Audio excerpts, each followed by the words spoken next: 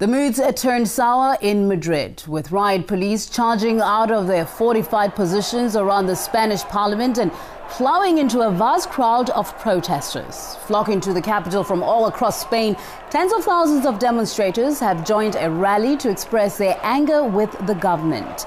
Now let's go to RT's Jacob Greaves, who's at the scene with more on this. Jacob, good to see you there. Now, some brutal scenes we're seeing in Madrid. Bring us up to speed on what's happening there right now.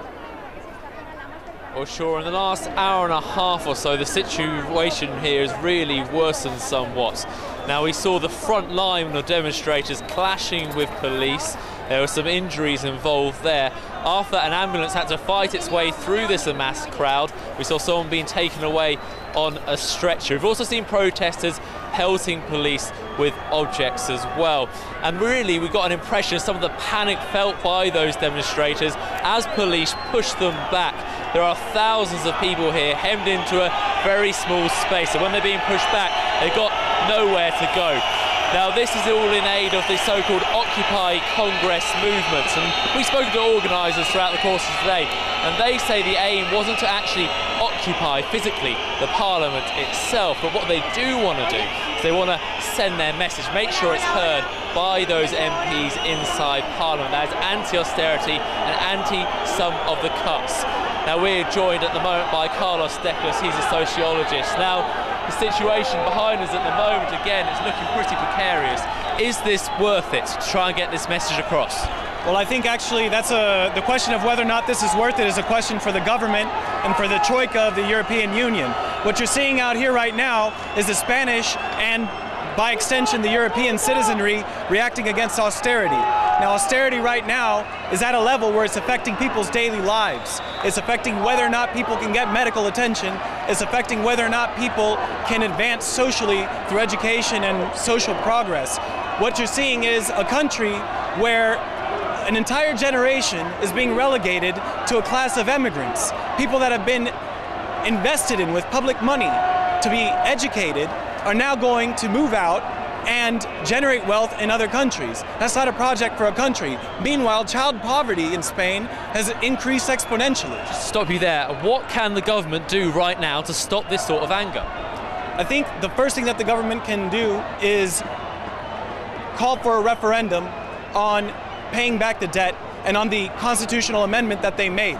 It's no mistake that these people are gathered here today to talk about the Constitution of Spain, the Constitution that has been around since the transition from the Francoist government and was always said that it couldn't be touched, that it was the basis for what Spain is today. But they did change it without a referendum or even consulting citizenry or submitting it to public debate to pay back an illegitimate debt taken on by the private sector. Okay, thank you very much, Carl. I was going to have to stop you there. Now, as this protest continues, some of the anger's being built up by the jobless rate. You're looking at unemployment in this country, the highest in the Eurozone, about 25% of the population. That's particularly hitting the young, those aged below 25, and we're seeing them really out in force here at the moment today.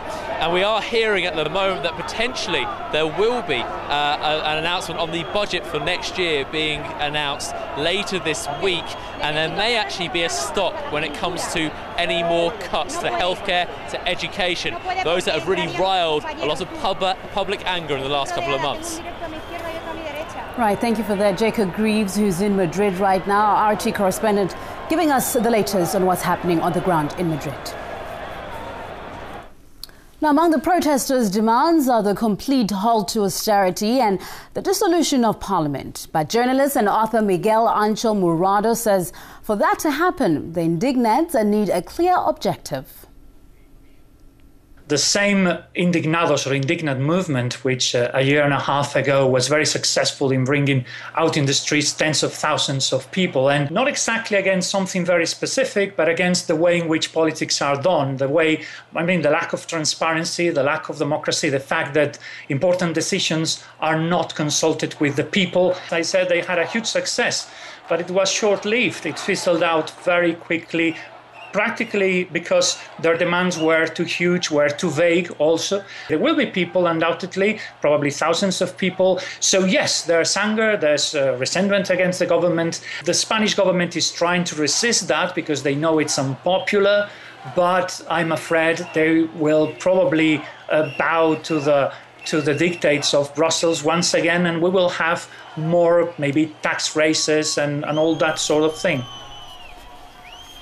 Right, just to remind you, if you've just joined us, people from across Spain traveled to the capital for today's demonstrations to show their anger against the government's handling of the financial crisis. Thousands of protesters from across Spain have surrounded the country's parliament, chanting and jeering at passing deputies. They're voicing their anger against the government's anti-crisis policies, namely drastic cuts and a soaring jobless rate. Among people's demands are a complete halt to austerity and the dissolution of parliament. Now, just to remind you, these are live pictures from Madrid. The protest has been tagged Occupy Congress. Now, those pictures you're looking at just from a few minutes ago, where clashes had already broken out with protesters and the police, who are heavily armored, using batons and even making some arrests. At least 1,300 police are on duty at the Congress building right now. Now, Spain has, of course, seen the worst unemployment rate in the Eurozone, and the Spanish government is having to borrow heavily to cope with the effect of a recession and, of course, a collapsed property value. And people are feeling the heat. They're saying no more to these austerity measures.